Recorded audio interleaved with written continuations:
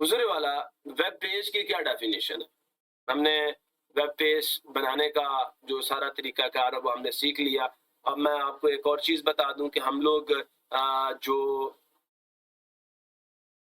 Editor use करेंगे, याद रखिएगा, याद कुछ मैं प्रीरेक्विजिट्स भी आपको बता दूँगा at the end of this lecture के एचटीएमएल सीखने के कुछ प्रीरेक्विजिट्स भी हैं, कुछ चीज़ें आपको पहले से आनी चाहिए। अगर नहीं आती तो साथ-साथ इंशाल्लाह मैं कोशिश करूँगा मैं आपको वो चीज़ें भी सिखा दूँ। तो ज़रूर वाला बात क्या है जी, वेब पेज क्या चीज़ है? डेफिनिशन क्या है जी? A hypertext document on the world wide web। भाई ये एक वेब पेज का कोड है और इससे जो भी पेज बनेगा that is the web page, सादा से अल्फाज में। तो वेब पेज क्या है? हाइपर टेक्स्ट डॉक्यूमेंट जो कि एक वर्ल्ड वाइड वेब पे पड़ा हुआ हो, उसको हम वेब पेज कहते हैं। वेब पेज की डेफिनेशन कर लेने के बाद अब नेक्स्ट चीज आती है वेब साइट की डेफिनेशन। क्या है जी? A website is the collection of publicly accessible. पहली चीज का वेबसाइट एक कलेक्शन है। पब्लिकली एक्सेसिबल वो कलेक्शन जिसको सारी की सारी दुनिया एक्सेस कर सके, सबकी उस तक रिसाई हो। इंटरलिंक्ड आपस में मरबूत वेब पेजेस का that share a single domain name. और ये बड़ी इंपॉर्टेंट बात है कि आपने क्या किया, बहुत सारे वेब पेजेस बनाए, उनको आपस में लिंक किया और उन सब को एज ए कलेक्शन उठा के वर्ल्ड वाइड वेब पे या किसी सर्वर पे किसी एक सिंगल नाम के साथ रख दिया, किसी एक सिंगल एड्रेस के साथ रख दिया। अब इसकी क्या मिसाल है? मैं आपको आगे की चीजें बाद में एक्सप्लेन करता हूं। मैं फर्स्ट ऑफ ऑल आपको ये बताना चाहता हूं कि यूनिफॉर्म रिसोर्स लोकेटर क्या, यूआरएल क्या है। मैं आपको थोड़ा सा प्रैक्टिकली भी ये चीज दिखा दूं। यहाँ देखें, ये चीज आपको यहाँ पे नजर आ रही होगी। मैं यहाँ पे गूगल टाइप करता हूँ, google.com यहाँ पे आ गया। मैं इसको जैसे इंटर करता हूँ आपके सामने एक वेब पेज ओपन हो जाएगा। तो ये जो मैंने यहाँ पे address bar of the browser में चीज लिखी है ना, ये वाली चीज, ये जो आपको टेक्स्ट लिखा हुआ नजर आ रहा है www.google.com, मैं इसको थोड़ा सा मजीद, ये जो आपको टेक्स्ट लिखा आ रहा है ये असल में URL है, यूनिफॉर्म रिसोर्स लोकेटर। ये एड्रेस है इस वेब पेज का और इसकी बड़ी खूबसूरत एक एनालॉजी मैं आपको भी दिखाने वाला हूँ। URL uniform resource locator is a unique identifier, इधर यूनिक एड्रेस कह सकते हैं, use to locate a resource, जो इस्तेमाल होता है कि रिसोर्स को लोकेट करने के लिए, ढूंढने के लिए, उसका पता लगाने के लिए, उस तक पहुंचने के लिए ऑन द इंटरनेट पे। एक ऐसा पता जिसके जरिए से आप किसी specific collection of web pages तक पहुंच सकते हैं। It is also referred to a web address. इसको हम वेब एड्रेस भी कहते हैं, इससे मुराद वेब एड्रेस भी है। याद रखिए यूआरएल के कुछ सेक्शंस होते हैं, ये कुछ हिस्सों पर मुश्तमिल होती है। जैसे मैंने अभी आपको दिखाया कि इस पेज के ऊपर आपको लिखा हुआ नजर आ रहा है www.google.com। मैं सारे को कंट्रोल सी करके यहाँ पेस्ट करता हूँ, देखिएगा क्या होता है। कंट्रोल सी कंट्रोल वी किया, जैसे मैं यहाँ पे कंट्रोल वी कर रहा हूँ आपको नजर आ रहा होगा सबसे पहले HTTPS है, ये हाइपर टेक्स्ट ट्रांसफर प्रोटोकॉल है, सिक्योर भी होता है।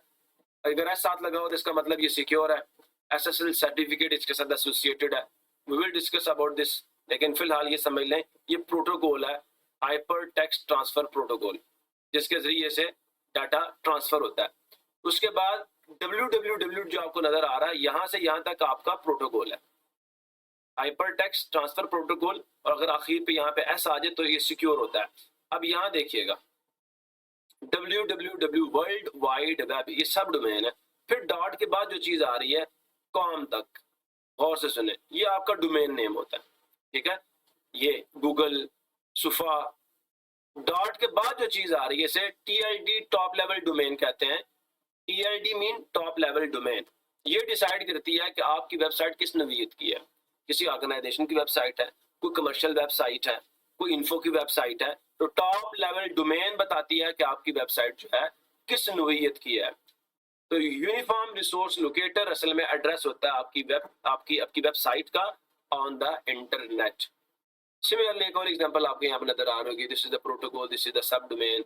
यहाँ से यहाँ तक आपका रिसोर्स नेम है, www से शुरू होकर .com तक।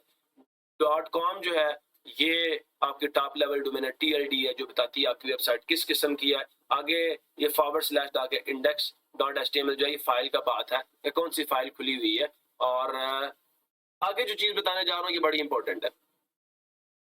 मैंने इंटरनेट से ये पिक्चर ली है, खुद कोई नहीं बनाई, बताना जरूरी है।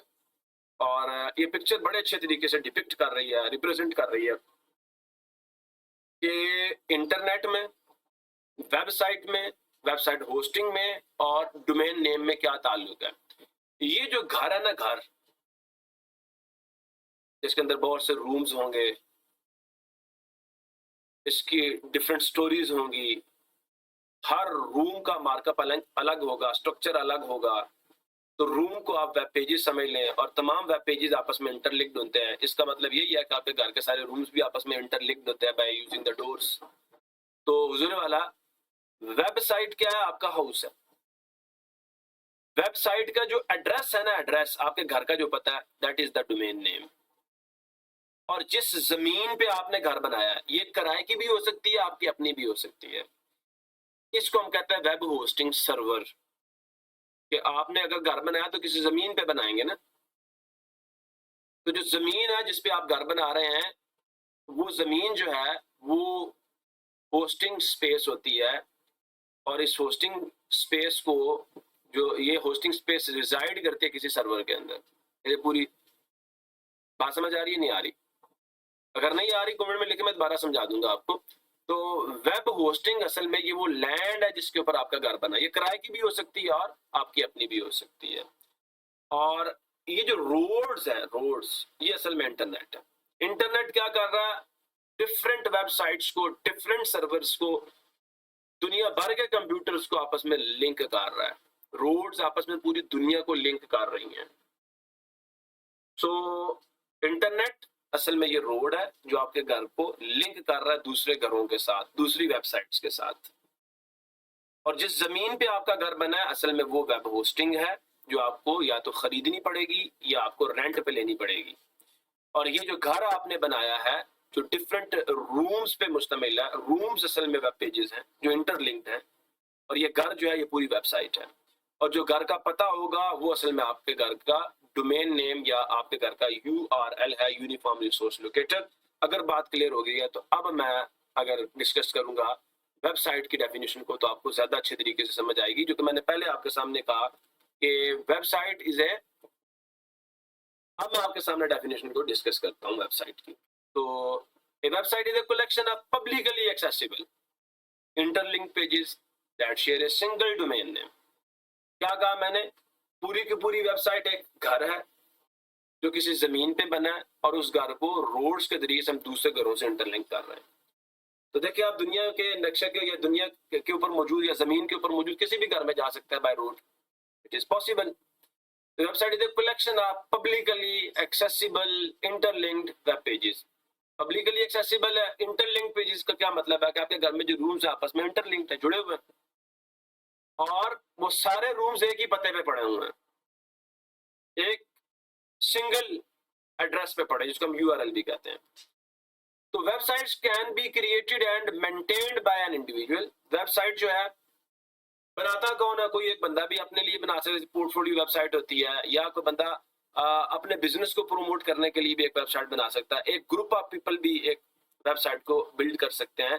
तो बिजनेस वेबसाइट बना सकता है, ऑर्गेनाइजेशन वेबसाइट बना सकती है to serve a variety of purposes.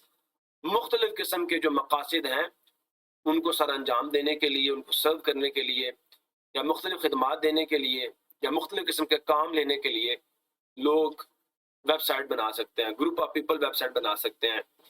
कोई बिजनेस अपनी वेबसाइट बना सकता है, कोई ऑर्गेनाइजेशन, कोई हुकूमत अपनी वेबसाइट बना सकती है, कोई हुकूमत का इदारा अपनी वेबसाइट बना सकता है। पता कैसे चलेगा कि वेबसाइट इंडिविजुअल की है, ग्रुप ऑफ पीपल की है, बिजनेस की है, कमर्शियल वेबसाइट है, या ऑर्गेनाइजेशन की है, या हुकूमत की है?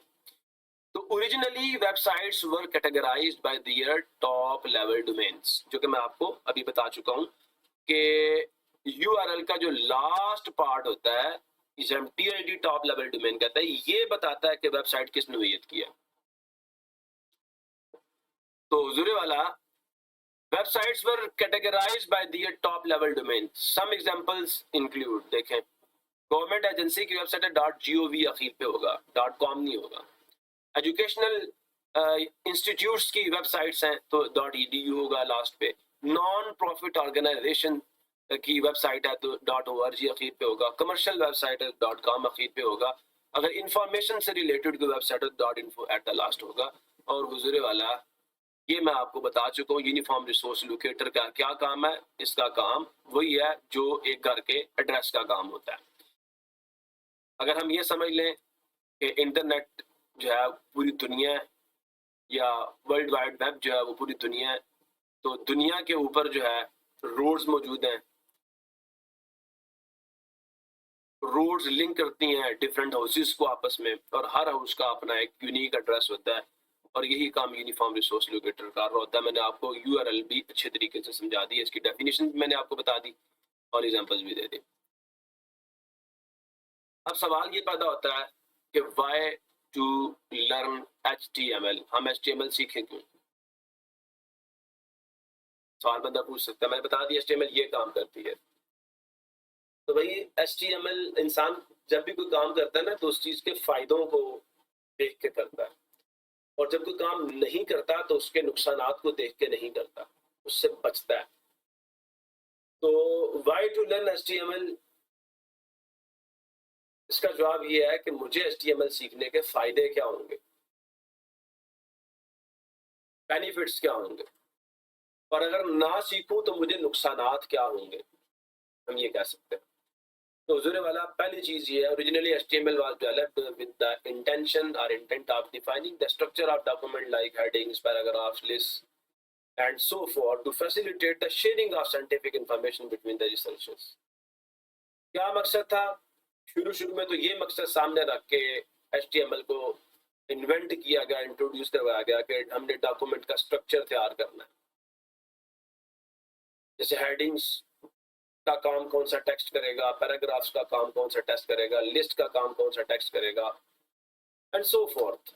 और मकसद ये था कि जब हम डॉक्यूमेंट को स्ट्रक्चर कर लेंगे तो जो इंफॉर्मेशन है, जो साइंटिफिक इंफॉर्मेशन, हम उसको शेयर कर सकेंगे डिफरेंट रिसर्चेस के दरम्यान में. लेकिन उस वक्त जो इन्वेंटर था उसे ये नहीं पता था कि HTML जो है ये एक इतनी बड़ी फैसिलिटी बनने जा रही है, कितनी बड़ी सहूलत बनने जा रही है लोगों के लिए, कि इससे लोग ई-कॉमर्स के स्टोर्स भी खड़े करेंगे और इसको इस्तेमाल करके दुनिया भर के लोग फेसबुक पे इकट्ठे हो जाएंगे. तो no HTML is being widely used to format web pages. लेकिन अब ये बड़े वसी पैमाने पे वेब पेजेस बिल्ड करने में इस्तेमाल हो रही है, बनाने में इस्तेमाल हो रही है, with help of different tags, बहुत मुख्तलिफ किस्म के टैग्स को इस्तेमाल करके, जो कि अवेलेबल हैं, जो कि दस्तयाब हैं HTML लैंग्वेज के अंदर. और HTML इज मस्ट. आजकल एक बहुत बड़ी आवाज उठ रही है, बच्चों को कहा जाता है कि आप HTML सीखें, फ्रीलांसिंग के जरिए से पैसे कमाएं. तो HTML is a must for students and working professionals. HTML बहुत बहुत ज़रूरी है स्टूडेंट्स के लिए, तुलबा के लिए, और वो लोग, वो प्रोफेशनल या पेशावर लोग जो काम करते हैं, to become a great software engineer, specially when they are working with the web development domain. जब वो वेब डेवलपमेंट के मैदान की बात करते हैं और सॉफ्टवेयर इंजीनियर्स बनना चाहते हैं इस मैदान के अंदर, तो ज़रे वाला HTML के बगैर आप आगे चल ही नहीं सकते. क्यों नहीं चल सकते?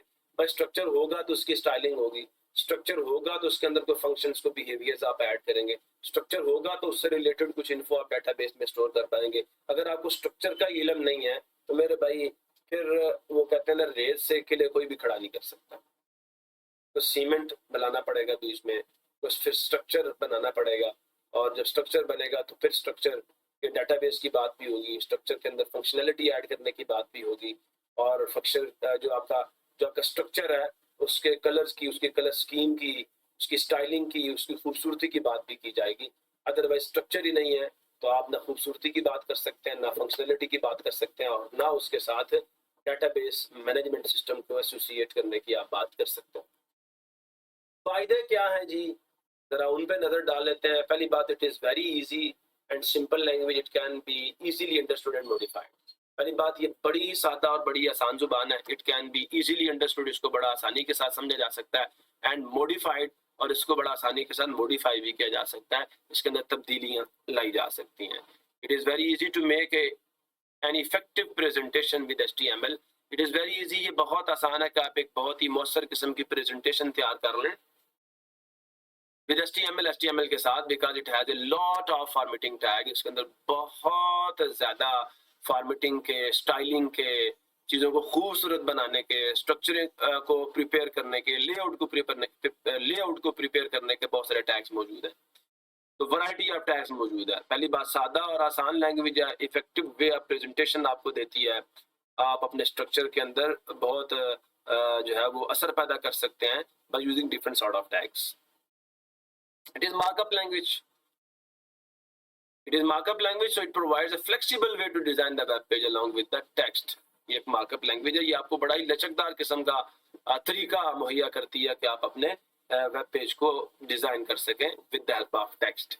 It facilitates the programmers to add a link. ये फैसिलिटेट करती है प्रोग्रामर्स को कि वो लिंक्स ऐड कर सकें on the web pages by HTML anchor tag. So it enhances the interest of browsing of user. ये जो यूजर है उसके ब्राउजिंग के इंटरेस्ट को भी बढ़ाती है। एक वेब पेज से जंप करके दूसरे वेब पेज पे जाना, दूसरे से तीसरे पे, मतलब ब्राउजिंग करना, जिसे कहते हैं कि घूमना फिरना इंटरनेट की दुनिया में एक पेज से दूसरे पेज पे, ये फैसिलिटी भी ये by using the hyper links आपको प्रोवाइड करती है। आप इंजॉय कर सकते हैं। मतलब बहुत सारे लोग अभी आजकल मैं देख रहा हूँ बोर हो रहे होते हैं, तो वो क्या करते हैं, वो फेसबुक खोल के बैठ जाते हैं। कभी किसी एक की पोस्ट पे, फिर दूसरे की पोस्ट पे, फिर तीसरे की पोस्ट पे, फिर चौथे की पोस्ट पे, कभी एक वीडियो कभी दूसरी वीडियो। अपनी बोरियत को इस तरह वो लोग दूर कर रहे होते हैं। It is platform independent. सबसे बड़ी बात ये ऐसा नहीं है कि सिर्फ विंडोज पे चलेगी, जो है वो आपके मैकिन्टॉश पे नहीं चलेगी, लिनक्स पे नहीं चलेगी। तो ज़रूरी वाला ये प्लेटफॉर्म इंडिपेंडेंट है, किसी भी ऑपरेटिंग सिस्टम पे वर्क कर जाती है। Because it can display, it is platform independent because it can be displayed on any platform like Windows, Linux and Macintosh etcetera. It facilitates the programmer to add graphics, videos, sounds to the web page, which makes it more attractive and interactive. It facilitates the programmer. ये facilitate करती है, सहूलत मुहैया करती है, सहल बनाती है, आसान बनाती है प्रोग्रामर्स के लिए कि वो ग्राफिक्स ऐड कर सकें, पिक्चर्स ऐड कर सकें, वीडियोस ऐड कर सकें, साउंड्स ऐड कर सकें वेब पेजेस पर, which makes it more attractive। जो क्या करता है, आपके वेब पेज को ज्यादा अट्रैक्टिव बनाता है, पुरकशिश बनाता है, ज्यादा ट्रैफिक खींचता है, एंड इंटरैक्टिव, और क्या करता है, आपके वेब पेज को इंटरैक्टिव बनाता है। इंटरैक्टिविटी की मैं आपको डेफिनेशन पहले बता चुका हूँ कि किसी भी सॉफ्टवेयर की ये एबिलिटी कि वो यूजर से इनपुट को एक्सेप्ट करे और उसके नतीजे में यूजर को एक रिस्पॉन्स दे, आउटपुट दे। स्ट्रक्चर में चाहे चेंज ला के दे या किसी कलर को चेंज करके दे, ग्राफिक्स को चेंज करके दे, मतलब जिस मर्जी अंदाज में वो आपके यूजर को, आपके विजिटर को आउटपुट दे, रिस्पॉन्ड करे। This sort of ability of the software is called the interactivity। User और सॉफ्टवेयर जब एक दूसरे के साथ इंटरैक्ट करें तो यूजर के इनपुट के नतीजे में उसको सॉफ्टवेयर कोई रिस्पॉन्स भी दे। तो this sort of behaviour is called the interactivity. HTML is case insensitive language.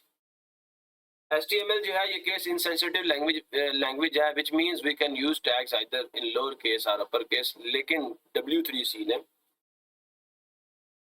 अब ये कन्वेंशन जो है बना दी है कि आप लोग HTML5 में जो टैग्स हैं उनको स्मॉल लेटर्स में लिखें, कैपिटल लेटर्स में ना लिखें।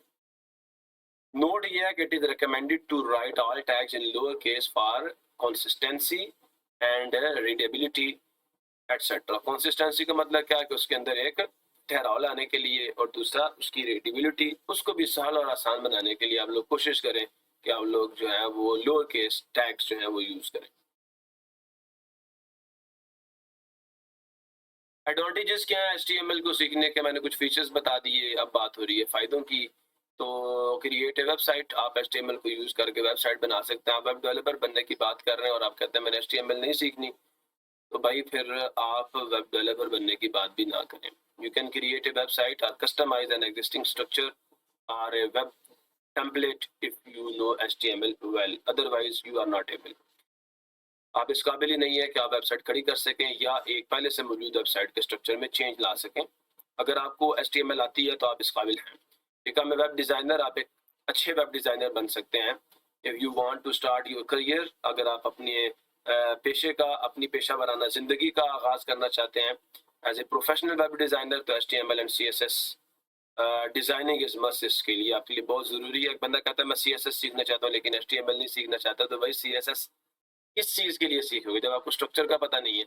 स्ट्रक्चर होगा तो स्टाइलिंग करोगे ना। सो ये दोनों चीज़ें मस्ट हैं। अगर आप सिर्फ फ्रंट एंड डिज़ाइन करना चाहते हैं, सामने जो चीज़ दिख रही है उसके डिज़ाइनर बनना चाहते हैं, तो आपको HTML और CSS का पता होना बहुत ज़रूरी है। अंडरस्टैंड वेब, अगर आप वेब को समझना चाहते हैं, if you want to optimize your website, अगर आप चाहते हैं आपकी वेबसाइट जो है उसकी कारकर्दगी बेहतर हो जाए, वो जल्दी जो है जो है वो अपलोड हो, तो उसके लिए आपको पहली बात तो अंडरस्टैंडिंग होनी चाहिए वेब की। आप ये इस बात को आप ऐसे समझ लें, मेरी बात को आप ऐसे समझें कि ऑप्टिमाइजेशन ज़रूरी क्यों है। एक्सपर्ट्स ये कहते हैं कि आपकी वेबसाइट के पास टोटल 5 सेकंड होते हैं आपके विजिटर या यूज़र को अट्रैक्ट करने के लिए।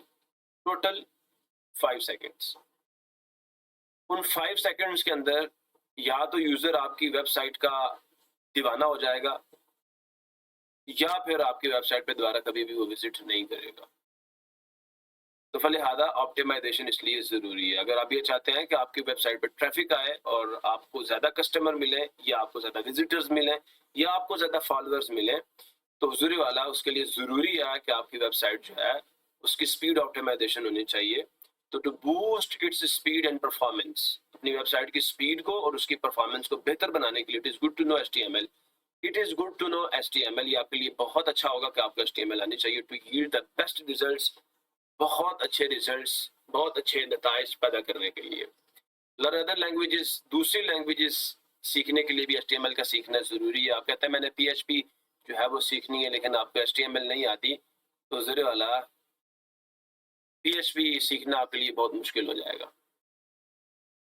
किस काम के लिए आप PHP सीखेंगे? PHP का काम है लिंक करना डेटाबेस और HTML को, फ्रंट एंड और बैक एंड को या डेटाबेस को। तो आप किस लिए PHP सीखने जा रहे हैं? तो ये एक बेतुकी सी बात लगती है कि आप को फ्रंट एंड का पता नहीं है और आप बैक एंड की बातें करना शुरू हो गए हैं। फ्रंट एंड होगा तो कोई उसको एसोसिएट करने के बारे में सोचा जाएगा, कुछ स्ट्रक्चर होगा तो उसको डेटाबेस के साथ एसोसिएट करने की बातें होंगी। Once you understand the basics of HTML, then other related technologies like JavaScript है, PHP है, Angular है, are become easier to understand। फिर ये आसान हो जाती हैं समझना अगर आप HTML को समझ जाते हैं।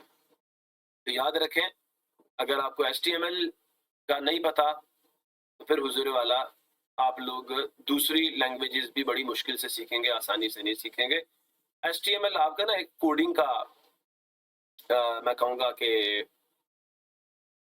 मिजाज डेवलप कर देती है, आपके मिजाज को थोड़ा सा ना बदलती है कि कोडिंग कैसे होगी। हालांकि टैग्स बिल्कुल सादा से टैग्स आप यूज कर रहे होते हैं, कोई लॉजिक नहीं होती, लेकिन ये आपके मिजाज को ढालती है कोडिंग की तरफ कि आपके मिजाज में जो कोडिंग करने का एक शौक है उसको पैदा करती है। तो जो अगर अगर आप HTML सीखते हैं तो आपके अंदर एक ना, क्योंकि आसान है, तो आपके अंदर एक तहरीक आती है, आपको इंस्पिरेशन मिलती है कि हाँ जी मैं बाकी चीज़ें भी सीख सकता हूँ। तो कोशिश करें पहले HTML सीखें और बाकी चीज़ें भी लाजमी सीखें, और वो चीज़ें HTML सीखने के बाद आपके लिए आसान हो जाएंगी। एडवांटेजेस हम देख चुके हैं। एडवांटेजेस देखने के बाद अब applications हैं। As mentioned before, HTML is one of the most widely used language over the web. I'm going to list a few of them here. Web page development करनी है आपने, HTML is used to create the web pages which are rendered over the web, जिनको हम मुहैया करते हैं web पे। Almost every page of the web is having HTML tags in it. to render its detail in the browser. Her web page है उसके अंदर HTML के टैग मौजूद हैं रेंडर करने के लिए, मुहैया करने के लिए उन डिटेल्स को जो हम मुहैया करना चाहते हैं in the web browser. Internet navigation, HTML provides the tags which are used to navigate from one page to another page and is heavily used in the internet navigation. जैसे सबसे ज़्यादा तो मैं ये कहूँगा गूगल यूज़ कर रहा है डिफरेंट जो है वो आइटम्स को जब आप सर्च करते हैं उसके सर्च इंजन के ऊपर तो आपको ये लिंक्स देता है उन साइट्स के ऊपर जिनके ऊपर आपको वो आइटम्स मिल सकती हैं, वो इंफॉर्मेशन मिल सकती है, वो प्रोडक्ट्स आपको मिल सकती हैं या वो लोग आपको मिल सकते हैं जिनकी आपको तलाश है। तो रिस्पॉन्सिव यूजर इंटरफेसेस डिज़ाइन करने के लिए भी आपको HTML आनी चाहिए। अगर आप UI और UX में अपना करियर डेवलप करना चाहते हैं, आप इसमें प्रोफेशनल बनना चाहते हैं तो आपको HTML का आना बहुत ज़रूरी है।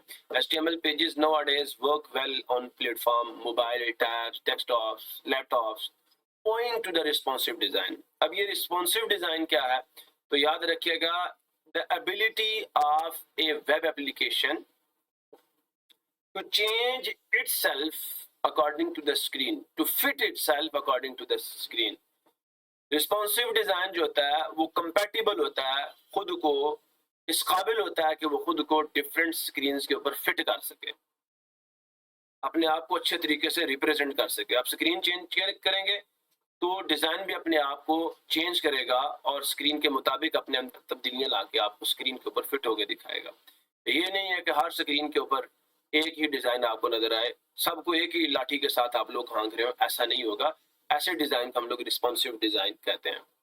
Offline support HTML pages once loaded, जब एक दफ़ा लोड हो जाए can be made available offline, फिर ये आपको ऑफलाइन भी अवेलेबल होते हैं, आपको इंटरनेट की ज़रूरत नहीं होती on the machine without any need of internet. Game development, HTML5 has native support for rich experience and is now useful in gaming development arena as well. तो गेमिंग डेवलपमेंट के अंदर भी आपकी जो HTML5 है या HTML है बहुत ज़्यादा यूज़ हो रही है। प्रीरेक्विजिट्स क्या हैं जी? अगर आपने आगे, अब मेरी कोडिंग फेज शुरू हो रही है और इससे आगे इंशाल्लाह हम लोग कोड्स लिखा करेंगे, ज़्यादा थ्योरी नहीं होगी और सारी की सारी हमारी जो बातचीत है वो होगी हुजूर वाला कोडिंग पे। तो before proceeding with this tutorial you should have a basic working knowledge with the Windows or Linux operating system. जो ऑपरेटिंग सिस्टम आपके कंप्यूटर में इंस्टॉल्ड है, ज़्यादातर लोगों के विंडोज होगा। अगर कोई लिनक्स भी इस्तेमाल कर रहा है तो वो भी ये गौर से सुन ले कि additionally you must be familiar with number 1 experience with any text editor, जैसे नोटपैड है, नोटपैड प्लस प्लस है या एडिट प्लस है। मेरे पास मेरे कंप्यूटर में फिलहाल जो है वो नोटपैड प्लस प्लस तो सॉरी नोटपैड फिलहाल मेरे कंप्यूटर में नोटपैड मौजूद है जो कि सबके मौजूद होता है। तो मैं भी आपको नोटपैड ओपन करने का तरीका बताता हूँ, आप गौर से देखिएगा। ये जी मैंने ऑन स्क्रीन जो है वो कीबोर्ड आपको दिखा रहा हूँ। आपने सिर्फ क्या करना है, विंडोज का बटन प्रेस करके आपने R को दबाना है, आपके सामने ये रन की विंडो ओपन हो जाएगी। इसके अंदर मैंने पहले नोटपैड लिखा हुआ, आपने नोटपैड लिखना, ओके को क्लिक करना, आपके सामने नोटपैड खुल जाएगा। दूसरा क्या है जी, नोटपैड प्लस प्लस, तो मेरे कंप्यूटर में वो भी इंस्टॉल्ड है, ये आपको बाहर से इंस्टॉल करना पड़ता है। आप इसको जैसे ही क्लिक करेंगे ये देखें जी आपके सामने नोटपैड प्लस प्लस जो है ये ओपन हो गया।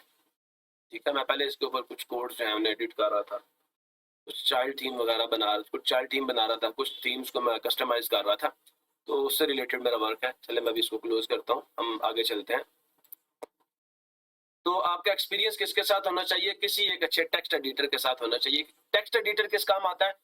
टेक्स्ट एडिटर आपका HTML का कोड लिखने के काम आता है। अगर आपके पास टेक्स्ट एडिटर नहीं है तो आप भूल जाएं आप HTML का कोड लिख सकेंगे। तो बेसिक, सबसे बेसिक जो आपके पास टेक्स्ट एडिटर जो सबके पास अवेलेबल होगा वो नोटपैड है। तो आप उसे कैसे ओपन कर सकते हैं मैंने आपको तरीका भी सिखा दिया। फिर जी how to create the directories and the files on your computer, आप अपने कंप्यूटर के ऊपर फोल्डर्स कैसे बना सकते हैं, फाइल्स कैसे बना सकते हैं, इसका तरीका का भी मैं आपको सिखा देता हूं जी। देखें, किसी भी जगह जाके ना आपने, अगर एक मैं चले ये दिस पीसी को मैं खोलता हूँ, यहाँ आ जाता हूँ, यहाँ मैं डी ड्राइव में चला जाता हूँ।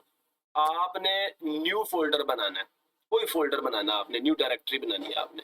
आपने यहाँ किसी भी जगह पे राइट क्लिक करना, किसी फोल्डर के ऊपर रख के नहीं, वैसे किसी खाली स्पेस पे न्यू पे जाएंगे, आपके सामने ये विंडो पॉपअप करेगी, फोल्डर को क्लिक करेंगे, न्यू फोल्डर बन जाएगा। अगर आप यहाँ पे आ जाएं होम पे, ये देखें होम पे आ जाएं और न्यू फोल्डर को क्लिक करें, न्यू फोल्डर बन जाएगा। उसका शॉर्टकट आपको नीचे एक नजर आ रहा है बॉक्स के अंदर, control plus shift plus N. तो आप जैसे ही control plus shift plus N करेंगे, एक डायरेक्टरी या एक फोल्डर आपका बन जाएगा। आप कोई भी नाम दे दें, इसे वेब डेवलपमेंट का नाम दे दें, मैं इसको उस्मान का नाम दे देता हूँ, टेस्ट फोल्डर मैंने बना दिया, फोल्डर बन गया। मैं इंटर करके इसके अंदर दाखिल हो जाता हूँ, या राइट क्लिक करके आप ओपन कर लीजिएगा। यहाँ जाके फिर मैं राइट क्लिक करता हूँ, न्यू पे जाता हूँ, न्यू पे जाने के बाद ये देखें टेक्स्ट डॉक्यूमेंट, इसको क्लिक करता हूँ, आपकी एक फाइल बन जाएगी। मैं इंटर कर देता हूँ, कोई नाम आप रख दें। नाम अगर आपने चेंज करना हो, रीनेम करना हो, तो आप पहले इसको सिलेक्ट करें, एक दफा दोबारा इस पर क्लिक करें तो रीनेम होने के लिए तैयार हो जाएगा। पहला तरीकाकार ये है। दूसरा, इस पर क्लिक करें और राइट क्लिक करें, या रीनेम का ऑप्शन होगा, आप जैसे इसको क्लिक करेंगे ये रीनेम आप कर सकते हैं। सिमिलरली आप इस पर क्लिक करें और क्लिक करने के बाद आपके कीबोर्ड के ऊपर एक बटन होगा F2 का, ये मैं फंक्शन कीज आपको दिखाता हूँ। आप F2 को जैसे ही क्लिक करेंगे, देखें ये रीनेम के लिए तैयार हो जाएगा। अब आप यहाँ पे, मैं यहाँ पे लिख देता हूँ टेस्ट फाइल, मैंने क्लिक किया। आगे से मैं इसको, अब ये .txt है तो ये टेक्स्ट फाइल होगी।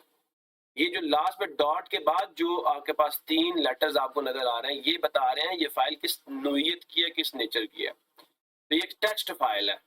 मैं इसको जैसे क्लिक करता हूँ, ये टेक्स्ट फाइल आपकी बन जाएगी। अब मैं इसको नोट पैड में ओपन करना चाहता हूँ, मैं इस पर राइट क्लिक करूंगा, राइट क्लिक करने के बाद ओपन विद पे जाऊंगा और यहाँ देखें नोट पैड। अगर यहाँ पे नोट पैड ना आ रहा हो तो आप चूज अनदर ऐप पे क्लिक कीजिएगा, वहां जाके मैं चले यहाँ पे क्लिक करता हूँ और यहाँ पे ये देखें नीचे आपको सारे ऐप्स नजर आए। मोर ऐप्स पे आप क्लिक कर लें तो, क्योंकि नोट पैड तो ऊपर ही मौजूद है, मैं उसको क्लिक करता हूँ और ओके करके इसको खोल लेता हूँ। अभी इसके अंदर कुछ भी नहीं होगा। हम आपको एक और चीज समझाता हूँ, क्योंकि हमने जब भी कोई फाइल बनानी है ना, तो हमने उसके एंड पे ये जो लास्ट पे आपको .txt लिखा नजर आ रहा है, हमने इसको हटा के यहाँ पे लिखना है .html। जैसे मैं इसको राइट करने के बाद इंटर का बटन प्रेस करता हूँ, कहता है are you want to change the extension, yes, nature ही बदल जाएगी। देखें अब ये आपकी वो फाइल बनी है जो आपके ब्राउजर में जाके खुलेगी। ये एक HTML का डॉक्यूमेंट बन चुका है, चाहे इसके अंदर अभी कुछ भी नहीं है, अभी इसके अंदर कुछ भी नहीं है। तो मैं अभी आपको कुछ लिख के दिखाता हूँ। मैं राइट क्लिक करता हूँ और इस फाइल को ओपन कर लेता हूँ नोटपैड में। ये हमारा पहला कोड है, इसे हम हेलो वर्ल्ड प्रोग्राम भी कहते हैं। सबसे पहले मैंने आपको बताया था आपने एंगल ब्रैकेट डालनी है, उसके अंदर साइन ऑफ एक्सक्लेमेशन डाल के कैप लॉक दबाना है। मैं आपको दिखा देता हूँ, या आपने शिफ्ट दबा के ये कैप लॉक दबा हुआ, ठीक है। तो आपने क्या करना, ये कैपिटलाइज्ड लेटर लिखेगा, डॉग टाइप लिख दिया। इसके आगे आपने स्मॉल लेटर्स में HTML लिख देना। अगर किसी को मेरी बात समझ नहीं आई, मैं आपको दोबारा बताने के लिए तैयार हूँ। इसके बाद दूसरे वाला आपने 2 एंगल ब्रैकेट्स डालनी है। चले मैं पहले एक डालता हूँ, इसके अंदर मैं लिखता हूँ HTML, लिख दिया। मैं इसी को यहाँ से कॉपी करता हूँ, कंट्रोल-C किया, नीचे आके या मैं इसके एंड पे जाता हूँ, इंटर का बटन दबाता हूँ, एक दफा फिर इंटर का बटन दबाता हूँ, ये एक लाइन और नीचे आ जाएगा। एक दफा फिर इंटर का बटन दबाता हूँ, यहाँ कंट्रोल-V करके सिर्फ इस जो ओपनिंग टैग था उसके शुरू में फॉरवर्ड स्लैश डाल देता हूँ, बस। तो ये क्या होगा, फॉरवर्ड स्लैश कैसे डालनी है मैं आपको पहले भी बता चुका, आप दोबारा बताता हूँ। ये वो बटन है जिससे फॉरवर्ड स्लैश आ जाएगी, मैंने डाल दी, ठीक हो गया। यहाँ से आपका HTML डॉक्यूमेंट शुरू हुआ, यहाँ पे क्लोज हो जाएगा। अब इसके अंदर क्या करना है, मैंने 2 सेक्शंस और देने हैं। मैं यहाँ एंगल ब्रैकेट्स डाल के इसमें हेड लिखता हूँ, हेड लिखने के बाद मैं इसी को कॉपी करता हूँ कंट्रोल-C करके, और यहाँ पे मैं कंट्रोल-V कर देता हूँ। ये मैंने हेड का टैग यहाँ पे लिख दिया। मैं हेड का टैग यहाँ लिखा, इसको कंट्रोल-C करके मैंने यहाँ पेस्ट किया। अब मैं क्या करूंगा, इसके सिर्फ यहाँ पे मैं फॉरवर्ड स्लैश डाल दूंगा। तो ये क्या बन गया, मेरा हेड का टैग यहाँ से स्टार्ट हुआ, यहाँ पे क्लोज हो गया। अब मैं पूरे हेड को यहाँ से कॉपी करता हूँ कॉपी करने के बाद मैं यहाँ पे जाके इसी के नीचे यहाँ पे इसको पेस्ट कर देता हूँ। और यहाँ मैंने हेड लिखा था, मैं यहाँ पे क्या डाल देता हूँ, बॉडी। और सिमिलरली बॉडी का क्लोजिंग टैग भी आएगा, तो मैंने यहाँ पे भी क्या डाल दिया, बॉडी डाल दिया। क्या किया, सबसे पहले मैंने डॉक टाइप लिखा और बताया कि ये जो मैं डॉक्यूमेंट लिखने जा रहा हूँ HTML5 में लिखने जा रहा हूँ। मैंने HTML का टैग स्टार्ट किया, उसको क्लोज कर दिया। उसके अंदर एक हेड का टैग स्टार्ट किया, क्लोज किया, बॉडी का टैग स्टार्ट किया, क्लोज किया। ये जी एक बेसिक लेआउट है HTML डॉक्यूमेंट को लिखने का।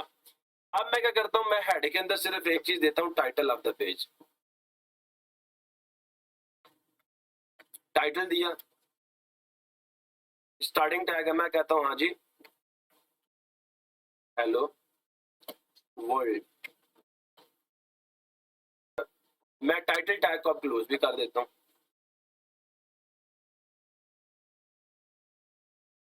टाइटल टैग हमने क्लोज कर दिया और अब हम आते हैं बॉडी की तरफ। यहाँ हम सिर्फ एक सिंपल सा हेडिंग का टैग देते हैं, H1 का टैग। मैं यहाँ पे H1 का टैग देता हूँ, हेडिंग 1 का टैग। हेडिंग के बहुत सारे लेवल्स हैं जो इंशाल्लाह हम आने वाले लेक्चर्स में समझेंगे कि हेडिंग के कितने लेवल्स हैं, H1, H2, H3, H4, H5, H6। We should talk about this, लेकिन फिलहाल मैं हेडिंग का टैग यूज कर रहा हूँ। स्टार्टिंग टैग दिया, एंडिंग टैग दे दिया। अब इसके इन बिटवीन इस जगह को हम कहते हैं कंटेंट एरिया। मैं यहाँ पे लिखता हूँ हेलो वर्ल्ड। ये मैंने जी एक HTML का डॉक्यूमेंट प्रिपेयर कर लिया, बेसिक लेआउट। मैं कंट्रोल S करता हूँ। ये फाइल क्योंकि पहले मैं सेव कर चुका हूँ टेस्ट फाइल डॉट HTML के नाम से। अब मैं जाता हूँ उसी फोल्डर के अंदर जहाँ पे मैंने बना के जहाँ पे मैंने ये फाइल स्टोर की थी। मैं क्या करता हूँ, मैं इसको ओपन करता हूँ। आप देखिएगा अभी क्या चीज आपको नजर आती है। लें जी, हेलो वर्ल्ड प्रोग्राम आपको नजर आ रहा है। यहाँ पे देखें, मैं आपको दिखाता हूँ, ये इसका टाइटल हेलो वर्ल्ड आपको नजर आ रहा है, जो कि आपने यहाँ पे लिखा है। ये टाइटल आपको on the top of the page नजर आता है। ये चीज आपकी बॉडी में मौजूद थी हेलो वर्ल्ड, ये आपको यहाँ पे नजर आ रही है। देखिए यहाँ मैंने कोई साइन ऑफ एक्सक्लेमेशन नहीं दिया था, यहाँ पे दिया, तो आपको इंशाल्लाह कोड में 3 साइन ऑफ एक्सक्लेमेशन भी नजर आ रहे हैं। तो this is the way to write the basic code of the HTML document. तो यहाँ से आज हमारा कोडिंग फेज शुरू हो गया।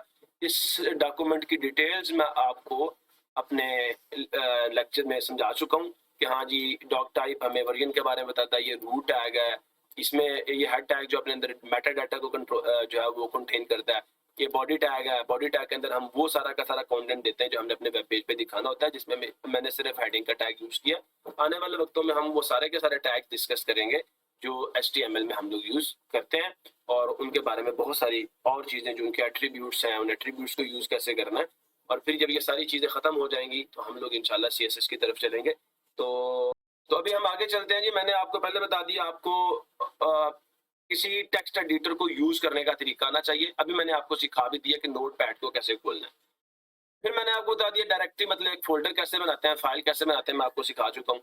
और how to navigate through the different directories, एक डायरेक्टरी से दूसरी डायरेक्टरी में कैसे जाना है, एक फोल्डर से दूसरे फोल्डर में कैसे जाना है। बेसिक सी चीज है, अगर नहीं आती मुझे बताइएगा, मैं एक वीडियो बना के आपको इंशाल्लाह ये भी सिखा दूंगा। How to type content in a file and save them on computer. मैंने ये अभी कंटेंट ही एक फाइल पे टाइप किया था, इसको सेव करना हो फाइल पे चले जाएं, ये सेव या सेव एज करेंगे तो किसी दूसरी जगह जाके ये सेव हो जाएगा।